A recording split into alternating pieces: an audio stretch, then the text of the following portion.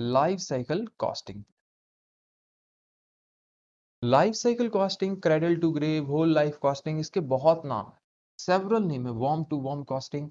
अब इसको हम कैसे देखते हैं? आपने कहा कि सर थोड़ा बताइएगा। मैंने कहा देखिए, एक जो प्रोडक्ट की लाइफ साइकिल होती है ना, वो 4 फेसेस में या 4 स्टेजेस में डिवाइडेड होती है। एक प्रोडक्ट की लाइफ साइकिल आपने कहा किस तरीके से? पहला introduction, second growth, third maturity, last is decline. आपने कहा कि सर सबसे पहले हम लोग, अब रिसर्च एंड डेवलपमेंट को आप डालें ना डालें, हमारे करिकुलम में नहीं, मतलब हमारे स्टडी मटेरियल में नहीं डाला, इसीलिए मैं रिसर्च एंड डेवलपमेंट जो कि मैंने नीचे यहाँ लिखा हुआ है, प्रोडक्ट डेवलपमेंट स्टेज, वो नहीं लेके चलता, मैं यही 4 स्टेजेस लेके चलता। आपने कहा कि सर 4 स्टेजेस में पहला है इंट्रोडक्शन, मतलब प्रोडक्ट को हम इंट्रोड्यूस कर रहे हैं मार्केट में। सेकंड है ग्रोथ, ग्रोथ का मतलब प्रोडक्ट की सेल बढ़नी शुरू हुई, कॉम्पिटिटर्स भी एंटर करना शुरू हो गए। थर्ड है मैच्योरिटी, अब ये मार्केट मैच्योर हो चुका है, बहुत सारे कॉम्पिटिटर हैं और रिडक्शन होती जा रही है कॉस्ट की। ठीक है, आपने कहा ठीक है। और लास्ट है डिक्लाइन, अब ये मार्केट पूरी तरह डिक्लाइन की ओर जा चुका है, लोग सब इस मार्केट के बारे में समझ चुके हैं।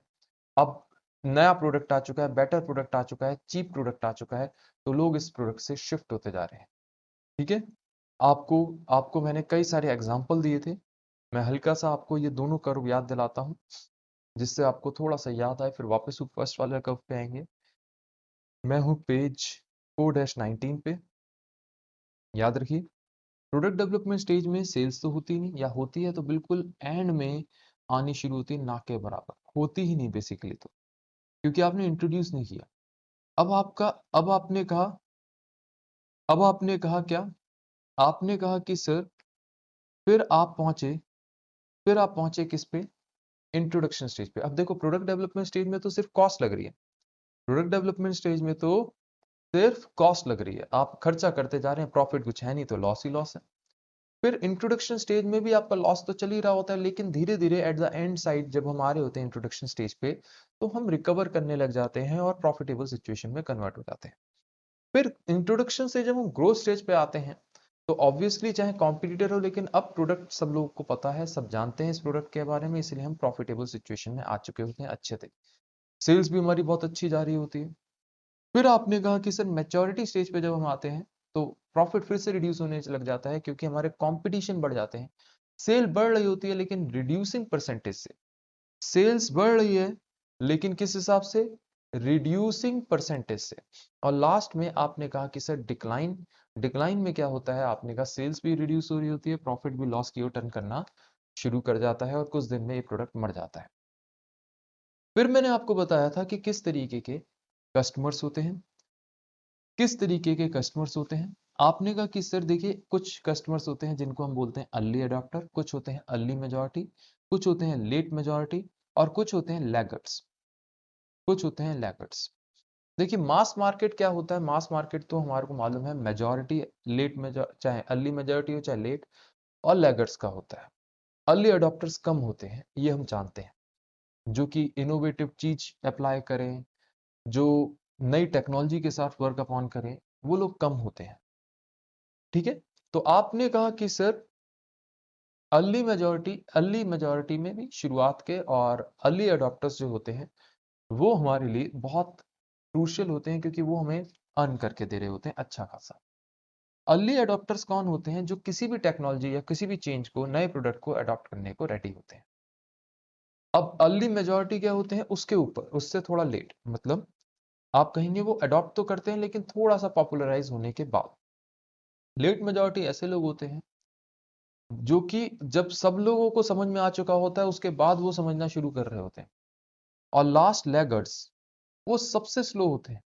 आपने कहा वो कौन से होते हैं? मैंने कहा वो ऐसे लोग होते हैं जो कि बिल्कुल बिल्कुल ये कह रहे हैं कि देखो, लैगर्ड क्या कह रहे हैं? वो कह रहे हैं कि यार, उनको समझ में ही नहीं आ रही चीज, और वो अपनी अपने टाइम पे तो बहुत इंटेलिजेंट थे, अर्ली मेजॉरिटी हो सकते हैं वो हो, या अर्ली अडॉप्टर हो, लेकिन आज की डेट में वो टेक्नोलॉजी को समझना छोड़ चुके हैं, वो नए प्रोडक्ट्स पे वर्क अपॉन करना छोड़ चुके हैं।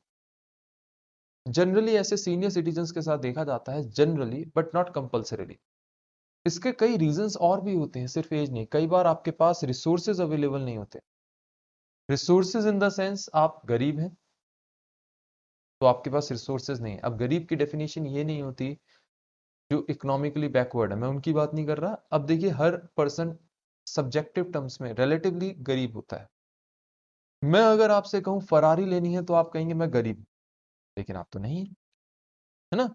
तो आपके पास उतने रिसोर्सेज नहीं है तो आप गरीब हैं। आपके पास उतने, बिल्कुल सही कह रहे हैं आकाश, आपने कई सारे एग्जांपल दिए, सही, क्योंकि मैं रिवीजन कर रहा हूं, मैं आपके एग्जांपल नहीं ले रहा हूं। अगर आपके पास उतने रिसोर्सेज नहीं है तो आप गरीब हैं और आप वेट कर रहे हैं कि वो रिसोर्स, उसकी कॉस्ट कब कम होगी ताकि आप उसमें उसको यूज कर पाए। फेसेस पे आ गए। फेसेस में आपने कहा कि sir introduction, growth, maturity and decline. तो आपने कहा इंट्रोडक्शन में आपकी क्या होती है, सेल्स बहुत लो होती है, कॉस्ट बहुत हाई होती है, प्रॉफिट होता नहीं, बहुत कम प्रॉफिट या एंड में प्रॉफिट होना शुरू होता है। ग्रोथ में आपने कहा सेल्स बढ़ रही होती है, कॉस्ट आपकी रिड्यूस हो रही होती है, थोड़ा प्रॉफिट होता है। ठीक है। आपने कहा कि सर मैच्योरिटी, मैच्योरिटी में आपने कहा कांस्टेंट सेल है, मैच्योरिटी में कांस्टेंट सेल है या फिर सेल बढ़ रही होती है तो रिड्यूसिंग परसेंटेज से बढ़ रही होती है। और लास्ट डिक्लाइन, डिक्लाइन का मतलब आपने कहा कि सर सेल्स रिड्यूस हो रही होती है। इसकी कुछ करेक्टरिस्टिक्स हैं और स्ट्रेटेजीज हैं कि कैसे पता चलेगा, कि कैसे पता चलेगा कि आप किस स्टेज पे हैं और इस स्टेज के अंदर आपको क्या स्ट्रेटेजी फॉलो करनी है। आपने कहा कि सर इंट्रोडक्शन, इंट्रोडक्शन क्या होता है, आपने कहा कि sir create product awareness and trial. मतलब जब इंट्रोडक्शन करते हैं तो हम हमारा हमारा क्या होता है, हम अवेयरनेस क्रिएट कर रहे होते हैं, सेल्स लो होती है, कॉस्ट हाई होती है, प्रॉफिट नेगेटिव में होता है, इनोवेटर ही हमारा प्रोडक्ट परचेज करते हैं और कॉम्पिटिटर बहुत फ्यू होते हैं। ग्रोथ स्टेज पे जब जाते हैं मार्केट साइज थोड़ा बढ़ जाता है, मैक्सिमाइज करने की कोशिश कर रहे होते हैं, हम रैपिडली राइज कर रहे होते हैं, एवरेज कॉस्ट, हमारी कॉस्ट जो होती है एवरेज पे आ जाती है हाई से पर कस्टमर, प्रॉफिट राइज कर रहा होता है, अर्ली अडॉप्टर्स हमारी चीज अडॉप्ट करते हैं और ग्रोइंग नंबर के कॉम्पिटिटर्स होते हैं। मैच्योरिटी में आपने कहा कि सर हम मैक्सिमाइज करने की कोशिश कर रहे होते हैं प्रॉफिट और अपना मार्केट शेयर भी डिफेंड करने की कोशिश कर रहे होते हैं, हमारी सेल्स इस समय पीक पे होती है, कॉस्ट हमारी लोएस्ट होती है, प्रॉफिट हमारा हाईएस्ट होता है, मिडिल मेजॉरिटी वाले हमारा एक्सेप्ट कर रहे होते हैं प्रोडक्ट। और डेफिनेटली हमारे कुछ दिन में प्रोडक्ट के कॉम्पिटिटर कुछ अभी तो बढ़ रहे हैं लेकिन स्टडी होके फिर रिड्यूस होना शुरू हो जाते हैं। डिक्लाइन, अब डिक्लाइन की ओर जब हम आ गए तो आपको मालूम है कॉम्पिटिटर बहुत रिड्यूस हो जाएंगे, एक्सपेंडिचर हम कम कर देंगे, मिल्क अपने ब्रांड का नाम मिल्क करेंगे बस और कुछ नहीं। आपकी सेल्स डिक्लाइन हो रही है, कस्टमर की कॉस्ट, पर कस्टमर की कॉस्ट अभी तो लो है लेकिन धीरे धीरे बढ़नी शुरू हो जाएगी। आपने कहा कि सर डिक्लाइनिंग प्रॉफिट है, लैगर्ड कस्टमर यूज करते हैं और कॉम्पिटिटर कम होते जाते हैं। स्ट्रेटेजीज, आपने कहा स्ट्रेटेजीज हमें क्या फॉलो करनी होती है इंट्रोडक्शन स्टेज में, आपने कहा बेसिक प्रोडक्ट ऑफर करते हैं जिसपे जो हम pricing, cost plus pricing, skimming pricing या पेनिट्रेशन प्राइसिंग फॉलो करते हैं। एडवर्टीजमेंट जो होता है वो बेसिकली प्रोडक्ट अवेयरनेस क्रिएट करने के लिए होता है अर्ली अडॉप्टर और इनोवेटर के अंदर। आपने कहा डीलर हम ढूंढ रहे होते हैं कि तरीके से सिलेक्टिव जो किसी तरह हमारा बेसिक गुड्स डिलीवर कर सकें। और आपकी सेल्स प्रमोशन जो होती है वो इस तरीके की होती है लोगों को ट्रायल वगैरह लेने के लिए कि भाई आप हमारा प्रोडक्ट ट्राई करके देखिए।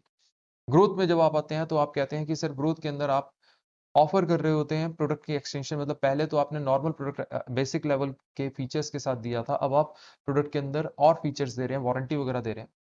आप प्राइस को रिड्यूस कर रहे होते हैं, अगर स्किमिंग से जा रहे हैं तो रिड्यूस कर रहे हैं, कॉस्ट प्लस वगैरह से जा रहे हैं तो आप मार्केट के हिसाब से, पेनिट्रेशन के हिसाब से जा रहे हैं तो मार्केट के हिसाब से प्राइस को रखते हैं। अवेयरनेस बिल्ड करने की कोशिश कर रहे होते हैं प्राइस मार्केट में, मास मार्केट को कैप्चर करने के लिए।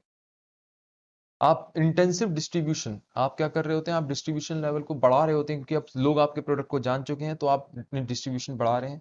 आपने कहा कि सर रिड्यूस कर रहे हैं हम किस चीज को, आपने कहा कि सर सेल्स प्रमोशन को, अब क्योंकि आप एडवर्टीजमेंट की ओर बढ़ाएंगे खर्चा, सेल्स प्रमोशन की ओर कम करेंगे, अवेयरनेस ना क्रिएट करके आप प्रोडक्ट को बेचने की कोशिश करेंगे। मैच्योरिटी स्टेज में आप प्रोडक्ट के ब्रांड को डाइवर्सिफाई करना शुरू कर देते हैं। आपने कहा कि सर हम इस तरीके का प्राइस रखते हैं ताकि कस्टमर, क्योंकि अब कंपटीशन बहुत है, उनको छोड़ के हमारे पास आए। हम स्ट्रेस करते हैं कि हमारे ब्रांड में क्या डिफरेंस है ताकि आप हमारा ब्रांड खरीदें।